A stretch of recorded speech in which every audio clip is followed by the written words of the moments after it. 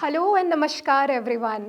मैं हूं डॉक्टर नेहा तिवारी और आज हम इस वीडियो में बात करने वाले हैं 5 ऐसी चीज़ों के बारे में जो आपने अवॉइड करनी है अगर आप भी रिप्रोडक्टिव एज की विमेन हैं तो। अब रिप्रोडक्टिव एज के विमेन होने का क्या मतलब है, ये मैं एक वीडियो में अच्छे से एक्सप्लेन कर चुकी हूँ। हमारे चैनल पे अपलोडेड है, आप वहाँ से समझ सकते हैं।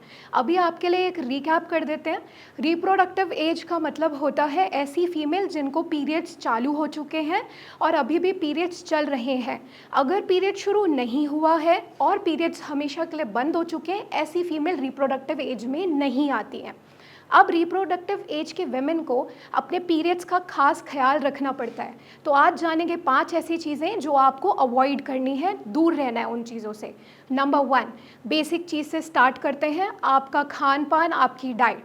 आपकी डाइट ये बताएगी कि आपका नेक्स्ट पीरियड कैसा होने वाला है, क्योंकि आपके डाइट का बहुत ज़्यादा इम्पैक्ट होता है आपके पीरियड्स पे। तो आपने सुना होगा कि घर में सब सिखाते भी हैं कि पीरियड्स के दौरान गर्म चीज़ों का इस्तेमाल करना चाहिए। तो क्या क्या चीज़ें आप ले सकते हैं? आप गुड़ का इस्तेमाल कर सकते हैं, सूखे नारियल का इस्तेमाल कर सकते हैं, हल्दी दूध का इस्तेमाल कर सकते हैं, अदरक की चाय बना के पी सकते हैं। गरम चीज़ें लेना अच्छा होता है क्योंकि वो आपको जो मसल्स में ऐंठन बन रही होती है उसमें भी आराम देता है। साथ के साथ आपका ब्लड फ्लो भी अच्छा रहता है। ब्लड फ्लो अच्छा रहेगा तो पेन अपने आप कम हो जाता है।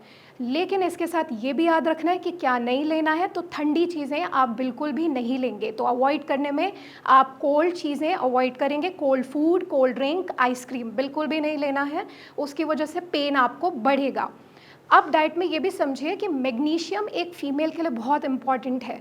मैग्नीशियम अगर बॉडी में कम होता है तो फीमेल्स को पीरियड्स के दौरान पेन होता है, जिसे हम मेडिकल टर्म्स में डिस्मेनोरिया बोलते हैं।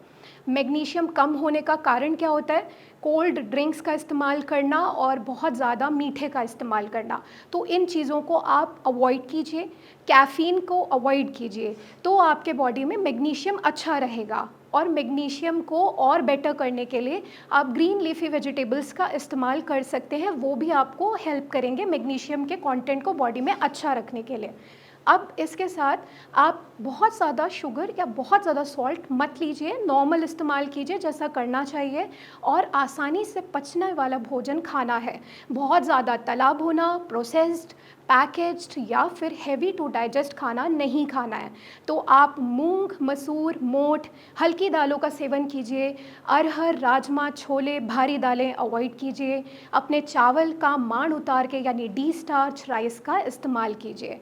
तो ये कुछ चीज़ें हैं जो आप डाइट में समझेंगे और कुछ चीज़ें जो अवॉइड करेंगे।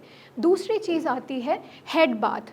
अब आपने बहुत कॉमनली सुना होगा कि पीरियड्स के दौरान सर नहीं धोना है, बाल नहीं धोने हैं।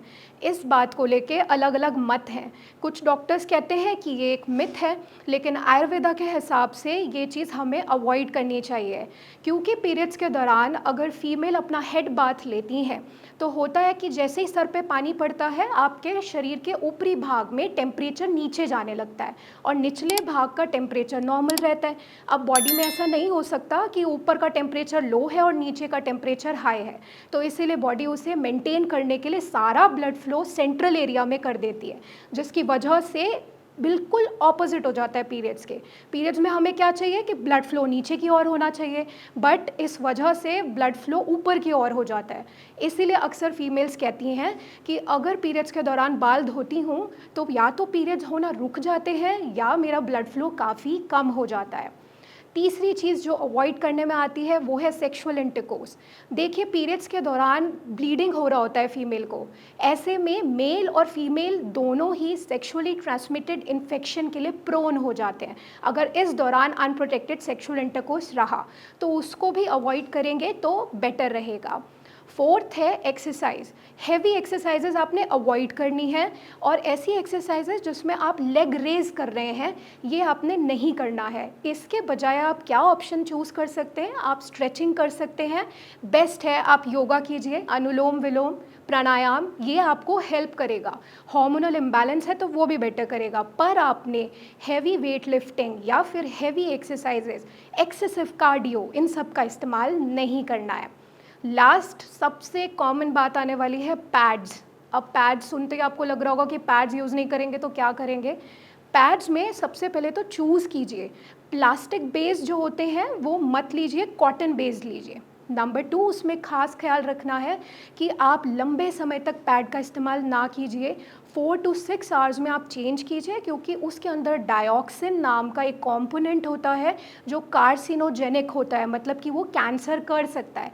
तो लंबे समय तक अगर पैड लगा रहेगा तो आप प्रोन होते रहेंगे बैक टू बैक इन्फेक्शंस के लिए, और आगे चल के ये कैंसर का भी कारण बन सकता है। एंड एक बात आप और कर सकते हैं मैनेज करने के लिए, जब आपको हेवी फ्लो होता है तब आप कॉटन बेस्ड पैड यूज़ कीजिए और उसको चेंज कीजिए टाइमली। लेकिन जब आपको फ्लो नॉर्मल या थोड़ा कम रहता है तब आप क्लॉथ पैड का भी इस्तेमाल कर सकते हैं। बायोडिग्रेडेबल पैड का इस्तेमाल कीजिए ताकि आपको कोई और दिक्कत ना बने। तो ये वो 5 बातें थी जो खास ख्याल रखना चाहिए फीमेल्स को। आई होप आपको हर चीज़ अच्छे से समझ आई होगी। अगर आपको फीमेल संबंधित कोई भी तकलीफ़ है या इस वीडियो से जुड़ी कोई क्वेरी है तो आप नीचे कमेंट सेक्शन पे मेंशन कर सकते हैं। नीचे दिए गए नंबर पे संपर्क करके हमारी टीम के साथ जुड़ सकते हैं और अपनी प्रॉब्लम के लिए सही सल्यूशन ले सकते हैं। अब मिलते हैं हम नेक्स्ट वीडियो में। आप सब अपना ख्याल रखिए। धन्यवाद।